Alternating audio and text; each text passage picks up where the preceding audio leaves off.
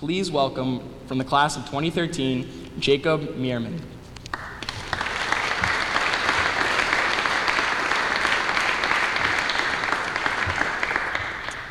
Thanks, Don. Welcome, boys. So today you're going to hear from a bunch of different speakers. It's going to be a lot these first few days, so what I want you to do with me today is just sit back, relax, and I'm going to tell you guys a little bit about where I came from 10 years ago when I was sitting in y'all's seat, my first few weeks here, and some of the struggles I went through, a few of the things Jesuit taught me to help me get through those struggles, and then how those things that they taught helped me in life. So first, where I came from, down south, I went to St. Christopher. At St. Christopher, to put it frankly, I was the top dog. I made great grades. I played all the sports. I had brothers that went there. Everyone knew my family, so everyone knew me walking around school. And I remember when I got my letter, I was so excited. I was like, yeah, now I'm gonna go to Jesuit. Like, I'm gonna be the top dog there too. I felt a sense of accomplishment. I'm sure some of you guys had these same feelings when you got this letter. But with these feelings, I also felt a little nervous. I had some anxiety going on. I was uncertain. I was like, there's only 5 guys coming from my school going to Jesuit. I'm going to Jesuit. This school's reputation is crazy, Am I gonna do it? Can I do it? Am I gonna be good enough? Am I gonna be a top dog there again? And it was here the first time that I'd ever asked the question to myself, am I good enough? This had never been a thing for me. Everyone knew me at this school. So now I come here and it's just like, I'm not sure if I'm gonna be able to do it. So my first few weeks here, I was terrified. I was so scared. We come to this school with this massive place with these different color stairwells. There's this guy with a beard and cowboy boots yelling at me on my first day. I'm terrified. All these seniors look like grown men. I have no idea what's going on. I'm sitting in the back of the class trying to be quiet, avoid all the attention. I know nobody. And in my head, I'm constantly thinking, am I good enough? Can I do it? And this question occurred one time when I was walking in the hallway, and this is when I actually met one of my best friends. So I see him sitting outside waiting for homeroom, and I recognize this guy because for playground ball, we both played soccer, and I really didn't like this guy very much because he was a forward and I was a goalie, and he was really good, and he scored on me all the time. So we're walking in the hallway, and we kind of make eye contact, but look away quickly because we both recognize each other, but didn't want to say hi because we're all 8th grade and we're nervous, not really sure what's going on. And in my head, I'm like, I don't think this guy's gonna like me. Am I good enough to be this guy's friend? Is he gonna think I'm weird for trying to talk to him? Should I do it? It's kind of the angel and the devil on the shoulder going at me, talk to him, don't talk to him. And I'm sitting here I don't know if I should talk to him. And in that moment, I decided, you know what? I am good enough to be this guy's friend. I'm gonna go talk to him. So I walked up and introduced myself, and he was just like, hey man, you're that really good goalie that it was so hard to score on all the time. And I was like, no dude, you're the forward who scored on me all the time, you're awesome. And we hit it off for good. And today, to this day, we're still great friends.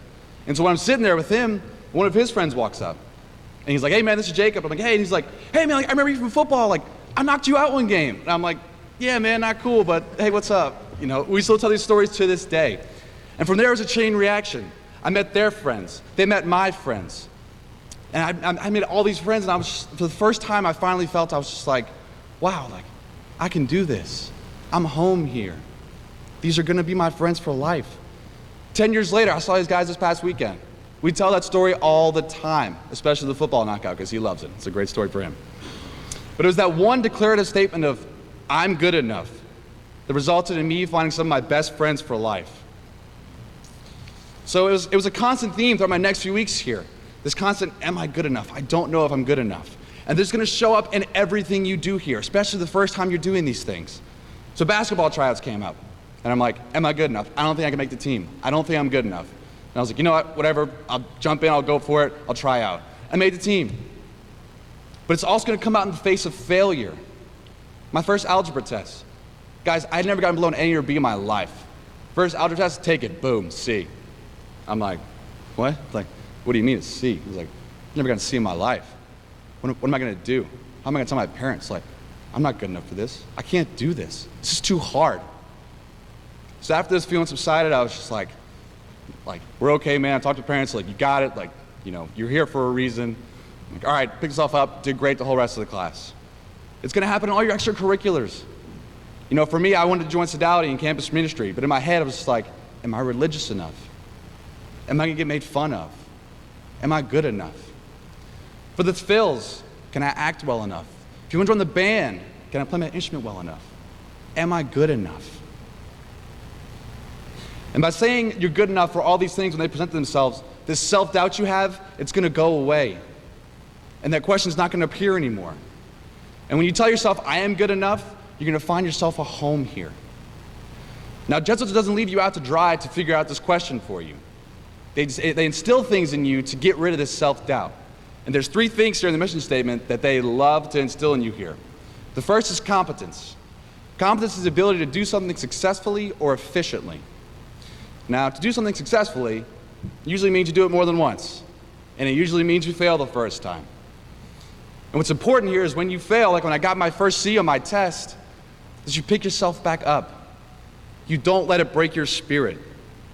The fact that you're here is proof that you are good enough. Failing is not a sign that you're not good enough. It's an opportunity, it's a challenge to refine your abilities and make you better and make you competent.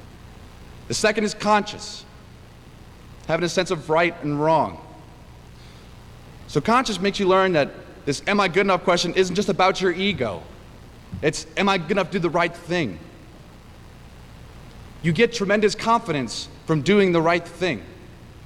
And what you're going to learn here is that being good enough helps you be a good man and stand up for what is right. And the third thing is compassion. This is my favorite one. Because what compassion does is it takes this question that we're all asking, am I good enough? And it kind of turns it on its head. Because look around you. You're coming here with 200-something people.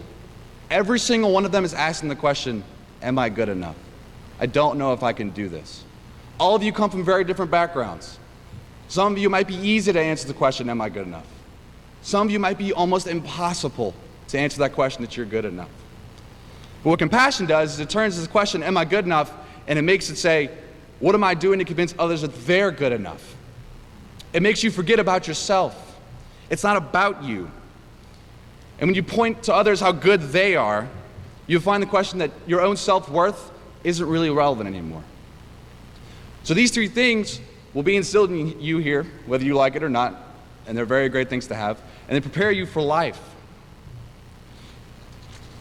So for me, when I left the school, you know, I wasn't an all-star here. I was kind of middle of the pack guy, you know, and then when college and medical school came around, these questions reappeared to myself. I was just like, you know, am I good enough? You know, can I get into medical school? You know, at Jesuit, I wasn't like, you know, I'm not some superstar guy here. Like, you know, can I do this? But because of these 3 things that were instilled in me here, I came to these situations and I was just like, I am good enough. I can do this. And I jumped right in. And that's how you succeed, and that's how Jesuit can prepare you in life. So these values will be instilled in you. And it's up to you to decide how you want to use them. If you take one thing from my talk here today, when you get this pin later, wherever you put it, whether it's on your desk or in your drawer or whatever, if you're ever feeling down on yourself, if you fail your first test, or you know, even if you're killing it or whatever, I want you to look at this pin and remember that you are always good enough. Thanks, guys.